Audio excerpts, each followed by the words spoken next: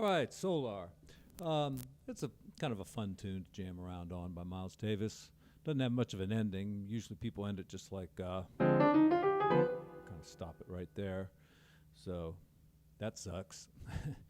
And you know, it's nothing but 2-5-1s basically. The interesting thing about the song is it kind of starts off with 2 or 3 bars of a C minor that could be with a major 7th, or maybe a C minor with the major 6th, and that would be called a C minor 6th chord or a C minor major 7th. And while I'm on this subject, I want to answer one of my subscribers' questions. He's talking, asked me a question about something that came out of this book, the Jazz Piano Book by Mark Levine, or Levine. And it's on page 33 here, and he says, there are possible notes. What are the possible notes that you can add to a 3-note minor 7th chord? Okay? All right. I have a little disagreement with Mark about this. I mean, we basically are on the same page about this, but just a matter of semantics, I guess. Okay, he says you have a 3-note minor 7th chord. Let's take C minor. All right, there's a 3-note minor 7th chord, and he says you can add the 5th to it. Absolutely, that's no problem. He also says, you can add the flat 5, all right? Well, don't add the 5th and the flat 5 at the same time. That would be a problem. But when you add a flat 5 to a minor 7th chord, it's no longer a minor 7th chord. It's a minor 7 flat 5 chord, which to me, and I think to most people would agree with this, is that a minor 7 flat 5 is a different chord than a minor 7th. Minor 7th is this, minor 7th flat 5 is this. And often they'll function the same way, like they can function as a 2 chord and a 2-5-1, but they sound different. And if you go throwing flat 5s, whenever you see a minor 7th chord symbol and you throw the flat 5 in there, you're going to be playing the wrong chord. So a minor 7th does not have a flat 5. It can have a 9th, an 11th, or a 13th. Now, here he calls it a 6th, but because we already have a 7th, it really should be called the 13th. Okay, so that works down the list here until we get to the flat 6. Okay, once again, I kind of disagree. Sometimes you have a minor 7th chord, or a minor chord, and that starts to add that flat 6th.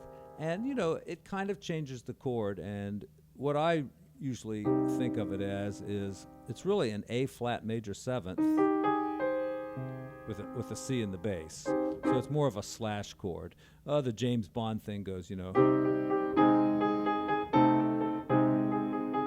And sometimes you'll see a chord progression. It'll say like C minor, and the next thing you'll see a C minor plus 5. That usually means the augmented 5 going up like this. Or sometimes you see it as the flat 6, as he said. And he also says it's kind of rare.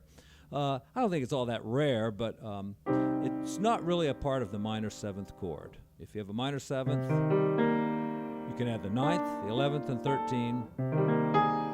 That note changes it. That really kind of makes it into an A flat 7th chord. Okay? And also when he says the plus 7, I believe, and I'm pretty sure, well, I know, that the plus 7 means this note. And that's a minor major 7th chord. That's a different chord. That's not a minor 7th chord. That's a minor major 7th chord. Different chord. And, you know, if you go, like, you have a chord symbol that says C minor 7th, and you think you're going to get away with the major 7th in there, you know, you're going to clash with something, with the melody or somebody else playing the chord. So it's a different chord, okay? Now, on the table here, he's also got stuff for dominant 7ths, and I would agree with everything he's got there. And for the major 7th, I agree with everything except for the plus 5, except for the fact that I use that plus 5 all the time. You know, if I'm doing a 2-5-1, you know, I like that plus 5. However, the way I was taught, you just can't willy-nilly add that note to a major 7th chord. Though, you know, you kind of can. So, anyway. All right, let me get back to Solar now. You know, you're starting off on a C minor, And, it just says C minor. It doesn't say C minor 7th. So you can get away with C minor 6th, C minor 7th, C minor major 7th. I don't think you can get away with C minor 7 flat 5. Like I say, that's a different chord. But if we just got C minor up there, if we flatted the 5, that would be C diminished. So it's not that one. But I think you can add the 6th.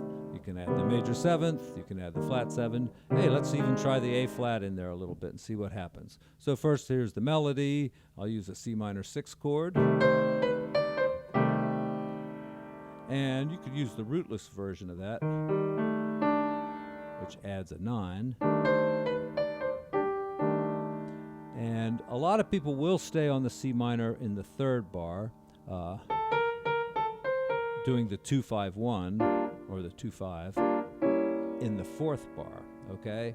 But the chart doesn't say that, so we'll stick to the chart.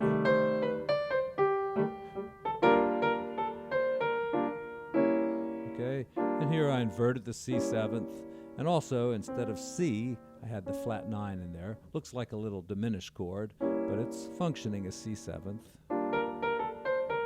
And here's F major. All right, and I used that plus 6 there that Mark's talking about. So can't use it there, but right in the beginning you could. It'd be nicer if that was a G natural, but let's just stick with F major 7th, like the damn chart says. Now F minor 7th and B flat 7th. This is obviously a 2-5-1 going to E flat. And here we have a 2-5-1 that goes, faster. The 2-5 is in one bar. On to D flat major. And then we have a minor 2-5-1. And here's a D minor 7 flat 5. Now, I mean, is the D minor 7 regular okay? Yeah, it seems like it works okay.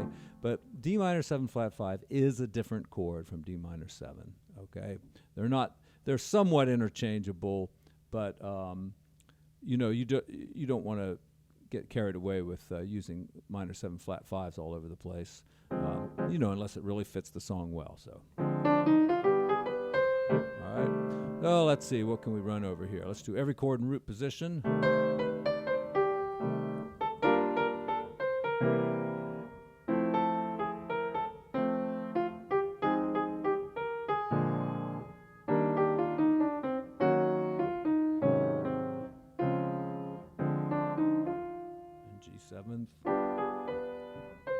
Let's use some inversions. That's a rootless voicing there of C minor 6, 9.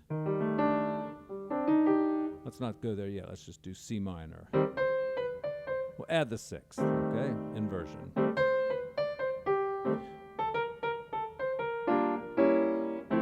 All right, 2-5-1. You can do it this way, but I like in a jazz tune, usually the flat 9 is pretty appropriate.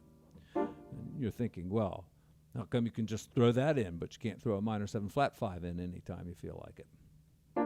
Yeah, that's a good question. F major, F minor, inversion of B flat. All right, with that flat 9 there. Again, I do the flat 9 instead of A flat 7th. It's A flat 7 flat 9. All right, how about some rootless voicings?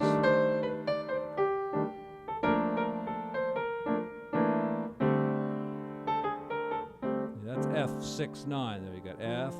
There's the 9, the 3, the 5, the 6.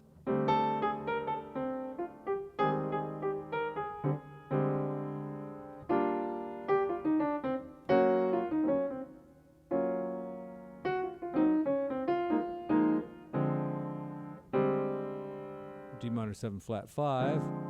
It's not a rootless voicing. It's called it's one of my box voicings, right? Not mine, but I call it a box voicing because that's how I was taught. As we analyze these things in a big box. And back to C. All right. All right. Reharm. I don't know.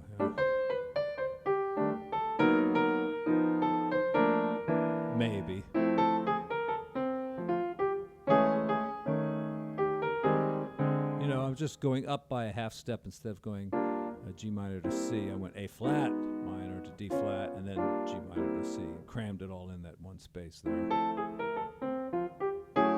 You know, because the melody could be the ninth, you see, of that chord instead of just the third of that one. So.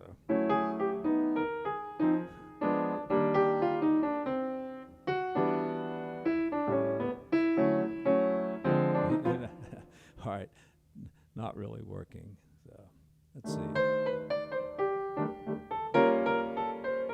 Now, music, I'm going to use minor 7 flat 5. See how interchangeable they are. You'll see it works, but it really changes the character of the song, I think.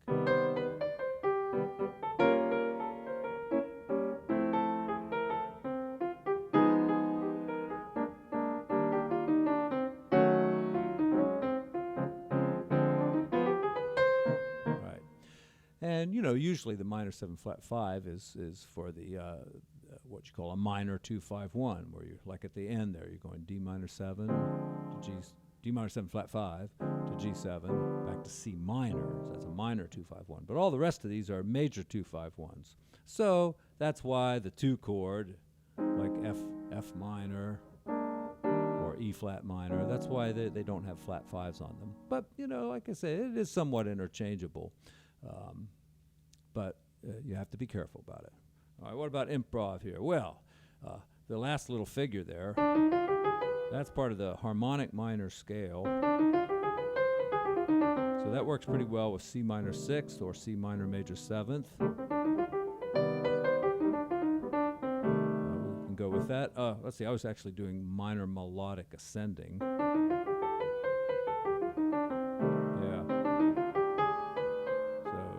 Flat 6 doesn't go too well with the regular 6 down here, but goes okay with this chord. There's some little triads here. Is the G major triad. And if you were using minor melodic ascending, and you have an F triad, so you could, you know, like that. And of course you got C. So that kind of works.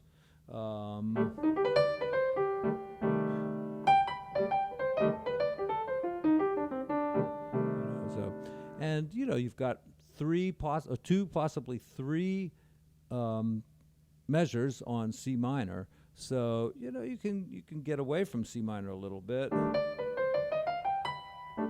Let's see.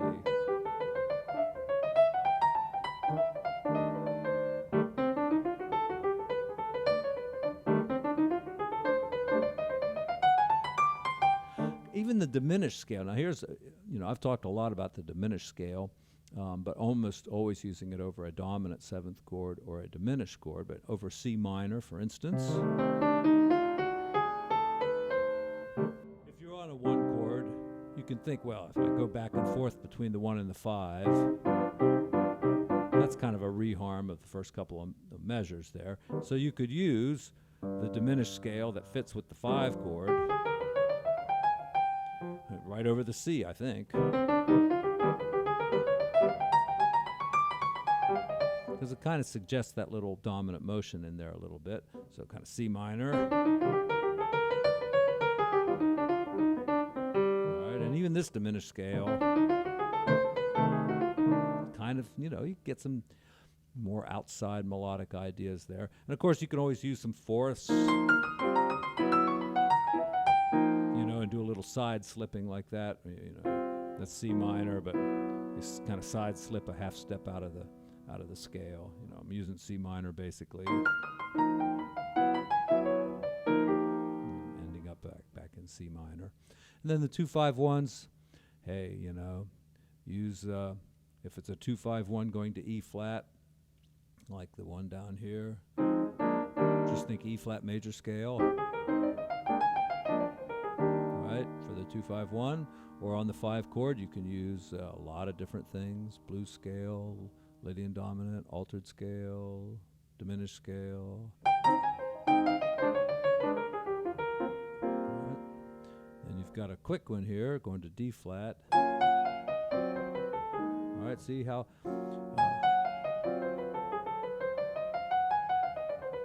I use the diminished scale. You know, part of the diminished scale actually fits the E flat chord. All right.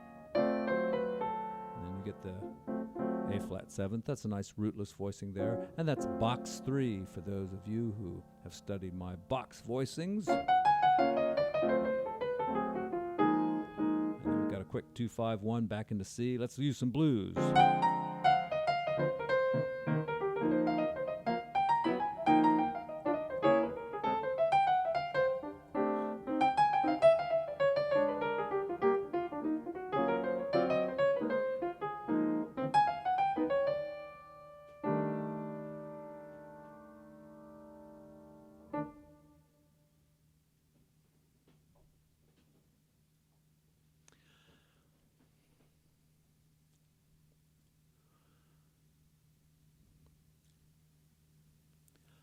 And I suppose I should follow the typical YouTube format of asking you all to subscribe to my channel.